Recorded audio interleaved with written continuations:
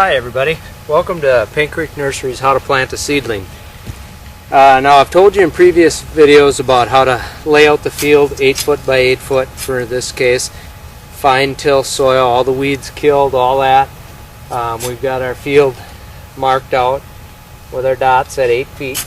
Now this can be done if you're just planting a few hundred seedlings. You can do this with a shovel, or maybe you can find somebody to borrow a seedling transplanter from.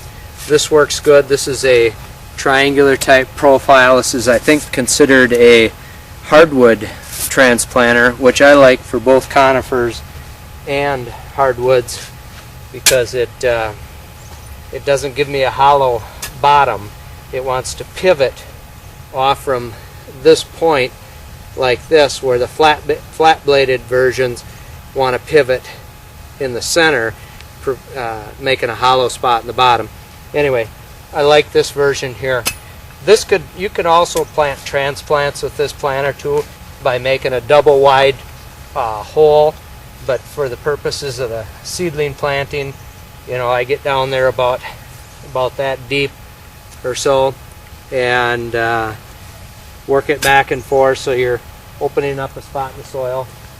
Seedlings come just like the transplants, packed in shavings in a box. Get them out, get them cooled down.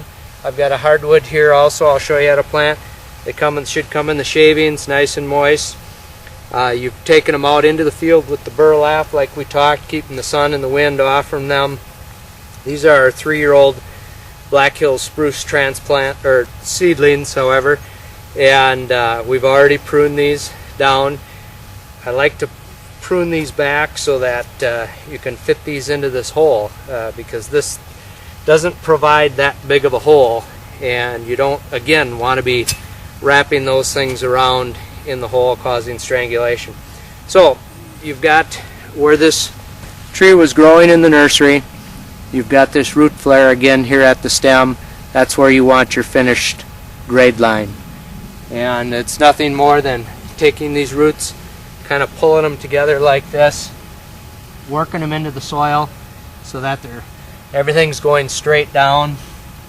Kind of judge where your finished soil line is going to be. Now another thing, I don't get that worked up about some of the root systems up out of the soil. I mean, you don't want a ton of it up, but I think that's actually better to leave them up above the soil line and have them air prune rather than wrapping those things around in the root system causing stunting of growth. So if you've got long root systems and you haven't pruned them off and you're in the field, just let those long roots stick out. They air prune off. The root system that's under the ground when you get it planted will upsize that part of the root off and branch out. Probably end up with a healthier root system. Anyway, so they're in the soil like this. Pull them branches up again. Just take your heels like this, plant them down, dig them out a little bit if they're too deep like this, good and tight all the way around. There again, leaving that little bit of a dish so you can come back and hand water. Now the hardwood is the same principle. This is a hybrid popple. We start these from cuttings, and you can see they're probably 24 or 30 inches long. Now a hybrid popple is not as critical to get it to the same point that it was growing in the nursery. The hybrid popple will sprout root system all along the stem, no matter how deep you plant it. You can see where we've put this in the last spring, and it's already starting roots along that branch.